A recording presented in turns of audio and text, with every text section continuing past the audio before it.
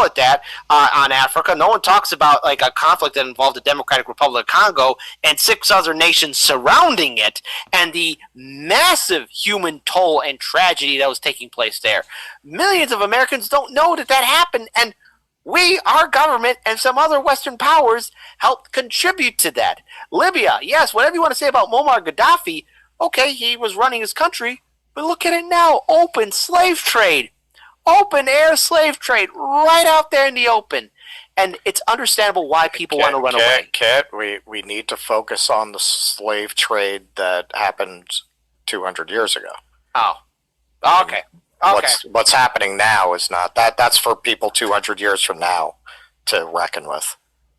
Right. Yeah. Exactly. Right. You have to fight the last battle. Right. That's it. Right. Can't focus on the current one. Okay, I'm sorry. Well, that's like, you know, we have to crack down on those 18th century British slave traders. I'm anti-war in general.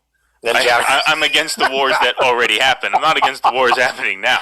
Right? I'm against slavery back then. I'm not against slavery now. I'm retroactively against all current wars. Right? Exactly. Yeah. Exactly. But thanks for that, kid. Yeah, because I mean, you know, and the irony is, as much as this has been kept out of, you know, mainstream knowledge, this was buried this week by the marquee Death at Sea, Horror at Sea story, which I guess I faked you guys out over. In other news, a 22-foot OceanGate submarine carrying 5 people, including 2 billionaire businessmen, carrying 3 people plus 2 billionaire businessmen, went missing on Sunday, having lost contact with the U.S. Coast Guard less than 2 hours into its 13,000-foot dive to the ruins of the Titanic. So, what do I say about rich people all the time, about these billionaires all the time? And Russell paraphrased this back to me. These are not people who are necessarily all there.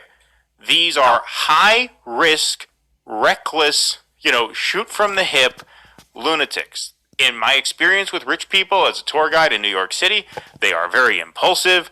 They're crazy. They don't think about the consequences of what they're doing.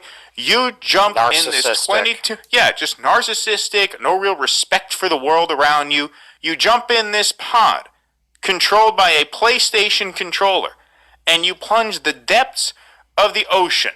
Let's have some humility in the face of nature here, folks. Let's take a look at some of the creatures from the depths of the ocean. When you go 13,000 feet. Yeah. This. This. It's an anglerfish. You find this at the depths of the ocean. It should be like the pro-life people. They should show you those pictures before you get in the sub to try to deter you. Do you realize what it looks like down there? This. What the fuck is this thing? This looks like Nancy Pelosi's maxi pad. Welcome back to the channel, guys. I hope you guys are having a great day as we get ready to go into the weekend. Been quite the week. To add some context to the opening video, it comes from a channel called Do Dissidents, right? And the reason I picked this video, because that clip to me seemed to symbolize everything, or a consortium of thoughts, feelings, perceptions, etc., emotions of what happened with the Titanic submersible disaster, right? The tragedy. And so what I couldn't see coming, it never dawned on me was that this is going to turn into, this event was going to become a centerpiece for another arguments concerning class warfare.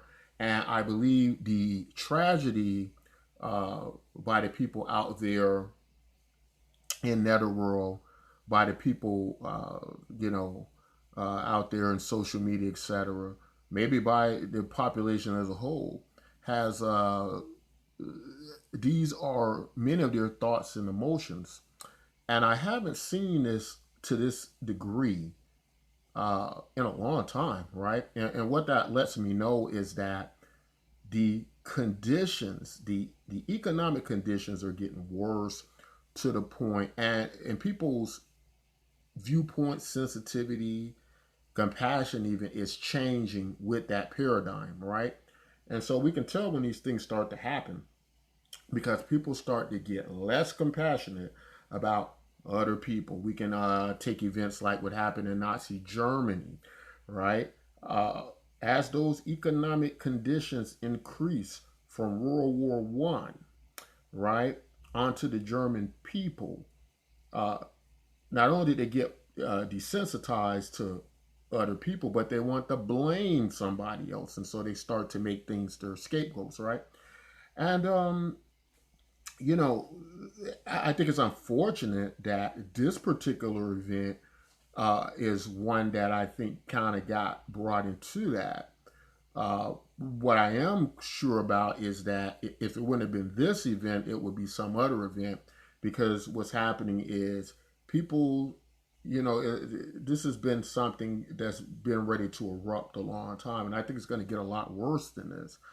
Um, of course, when I champion ideas like universal basic income, the citizens dividend, right?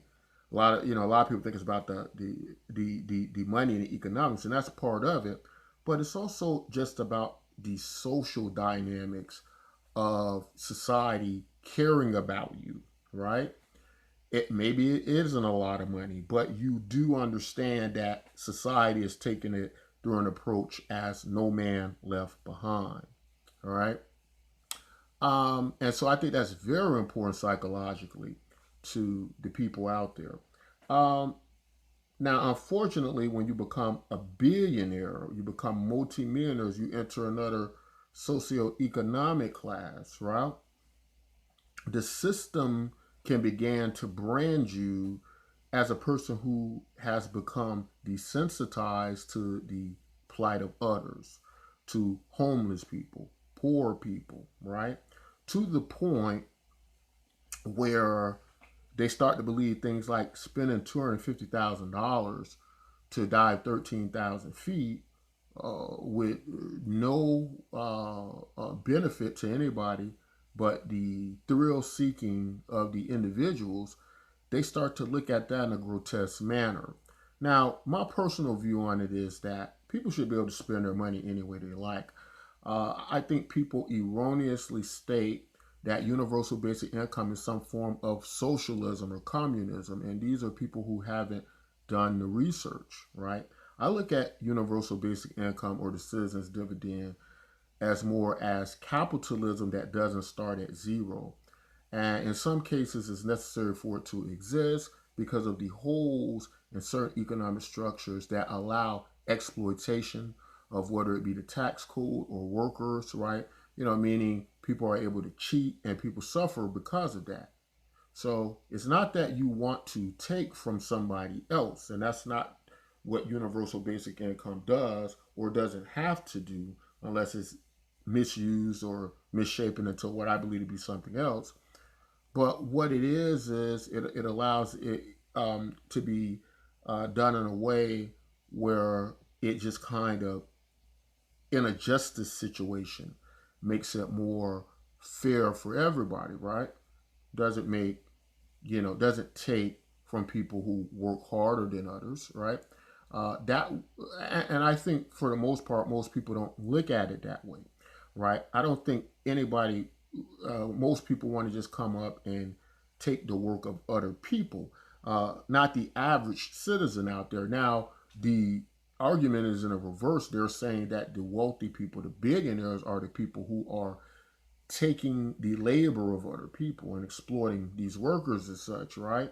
So, because of this suffering of these other people, when they see situations